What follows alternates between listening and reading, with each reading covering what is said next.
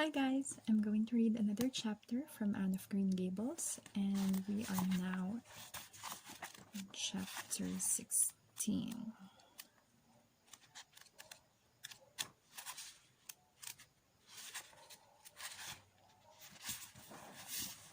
Diana is invited to tea with tragic results.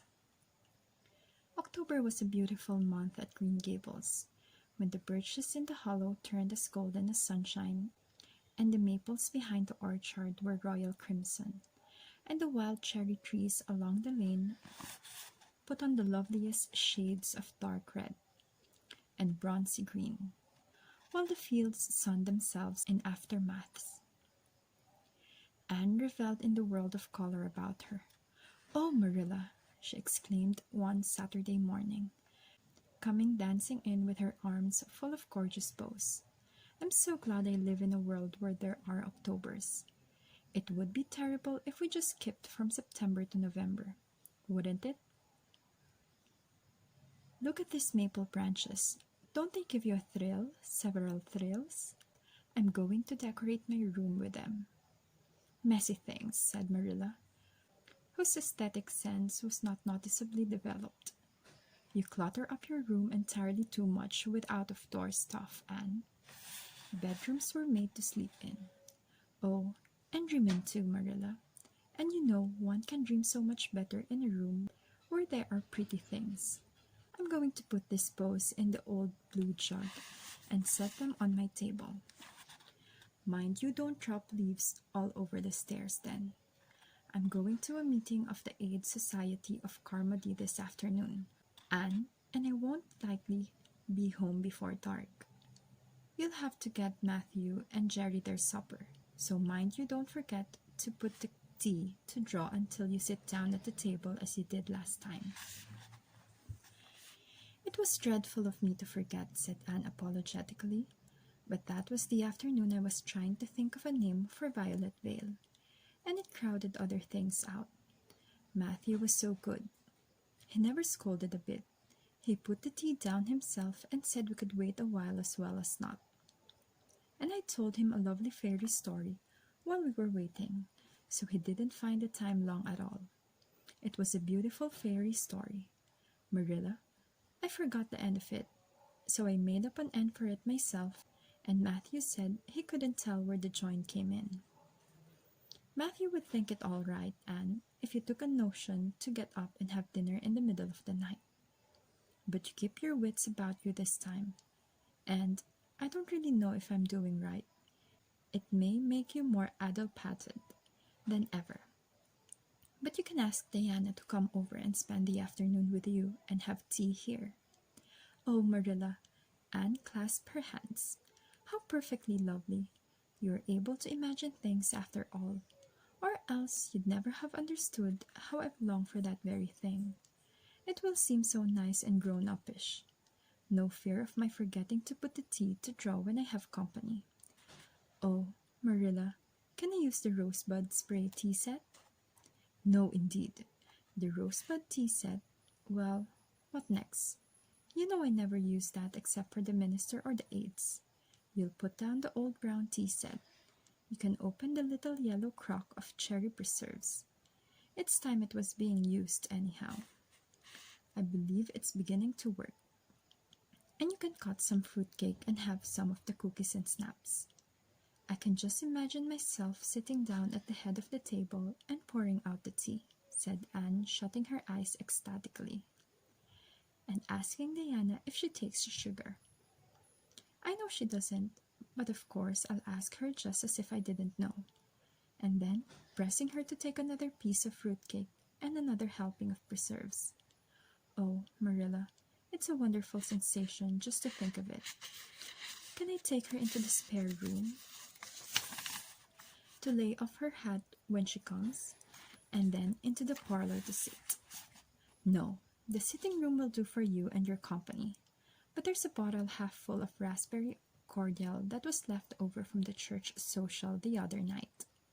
It's on the second shelf of the sitting room closet, and you and Diana can have it if you like. And a cookie to eat with it along in the afternoon, for I dare say Matthew'll be late coming in to tea since he's hauling potatoes to the vessel. Anne flew down to the hollow, past the Dryad's Bubble, and up the spruce path to Orchard Slope, to ask Diana to tea. As a result, just after Marilla had driven off to Carmody, Diana came over, dressed in her second-best dress and looking exactly as it is proper to look when asked out to tea. At other times she was wont to run into the kitchen without knocking, but now she knocked primly at the front door, and when Anne, dressed in her second best, as primly opened it, both girls shook hands as gravely as if they had never met before.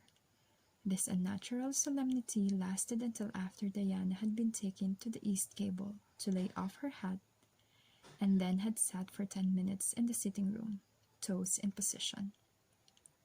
"How is your mother?" inquired Anne politely, just as if she had not seen Mrs. Barry picking apples that morning in excellent health and spirits. "She is very well, thank you. I suppose Mr. Cuthbert is hauling potatoes to the Lily Sands this afternoon, is he?" said Diana, who had ridden down to Mr. Harmond Andrews that morning in Matthew's cart. "Yes, our potato crop is very good this year. I hope your father's potato crop is good too." "It is fairly good, thank you. Have you picked many of your apples yet?" "Oh, ever so many," said Anne, forgetting to be dignified and jumping up quickly.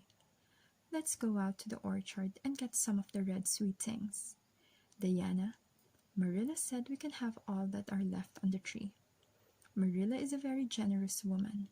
She said we could have fruit cake and cherry preserves for tea. But it isn't good manners to tell your company what you are going to give them to eat, so I won't tell you what she said we could have to drink. Only it begins with an R and a C, and it's a bright red color. I love bright red drinks, don't you? They taste twice as good as any other color." The orchard, with its great sweeping boughs that bent to the ground with fruit, proved so delightful, and the little girls spent most of the afternoon in it, sitting in a grassy corner where the frost had spared the green and the mellow autumn sunshine lingered warmly, eating apples and talking as hard as they could. Diana had much to tell Anne of what went on in school. She had to sit with Gertie Pye, and she hated it. Gertie squeaked her pencil all the time, and it just made her, Diana's, blood run cold. Ruby Gillis had charmed all her warts away. Truce you live, with a magic pebble that old Mary Jo from the creek gave her.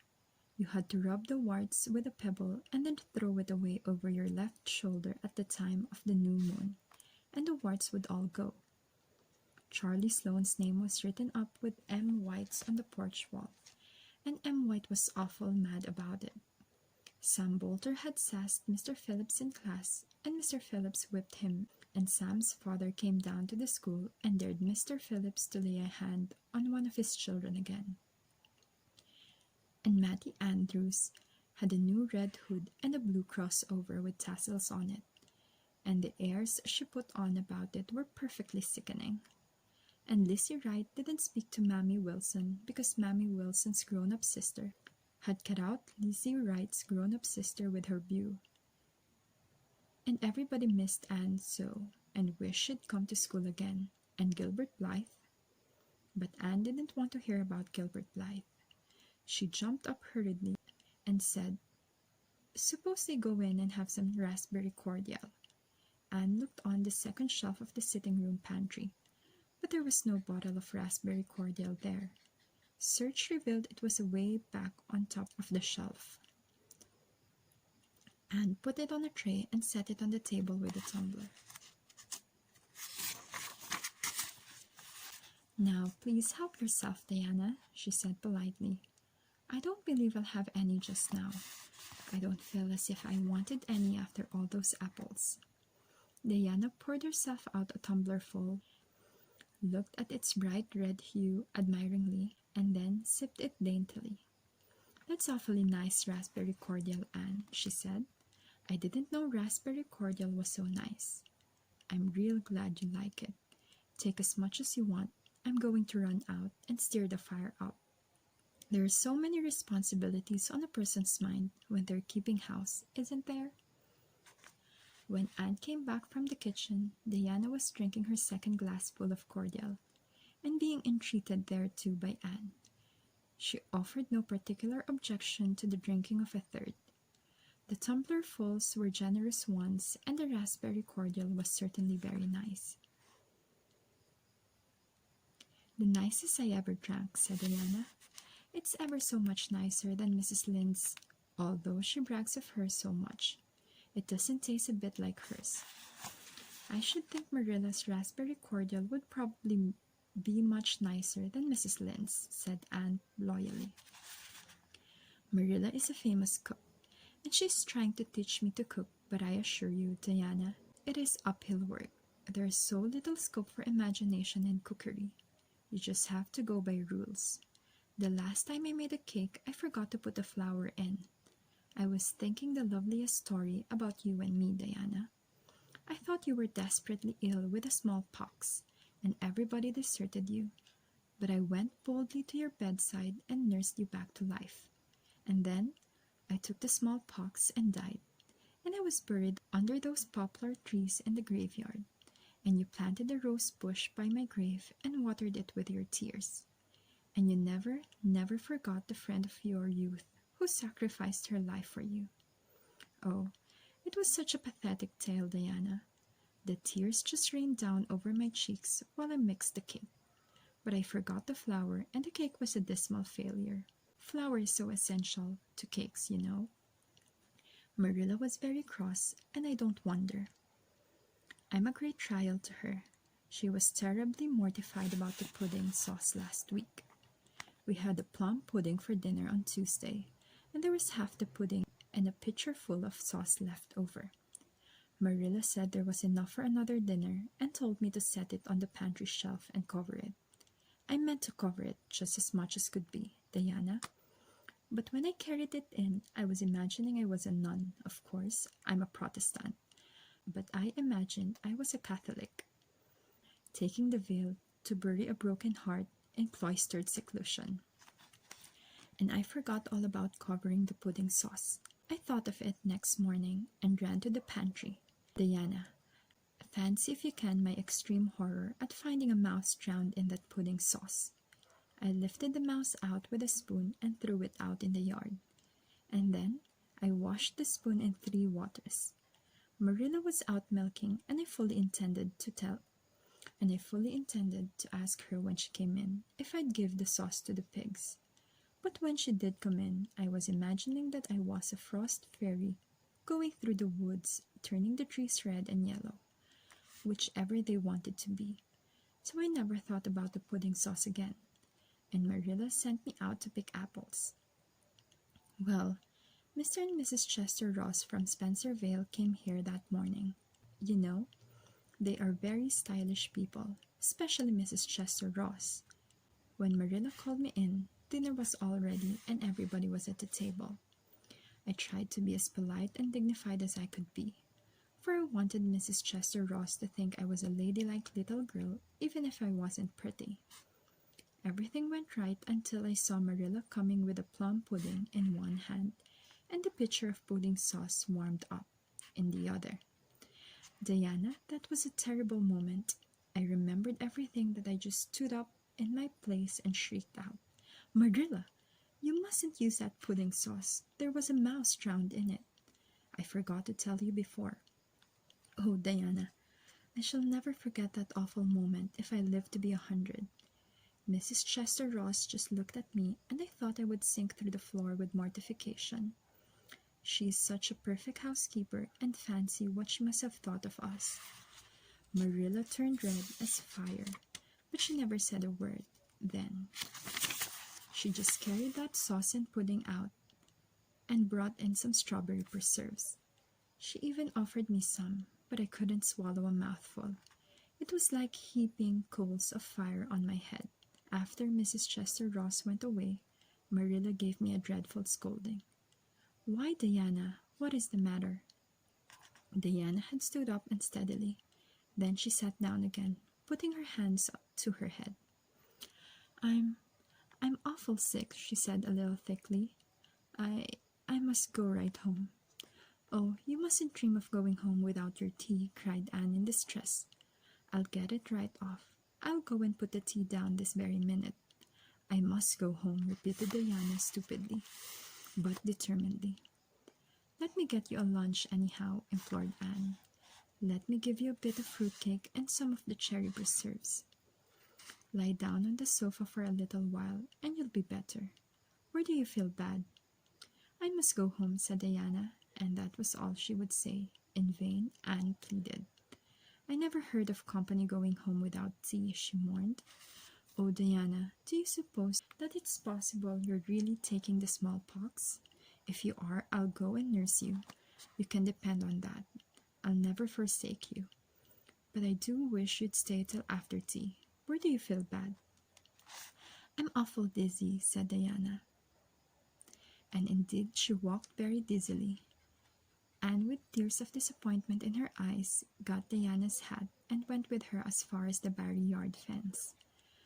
Then she wept all the way back to Green Gables, where she sorrowfully put the remainder of the raspberry cordial back into the pantry, and got tea ready for Matthew and Jerry with all the zest gone out of the performance.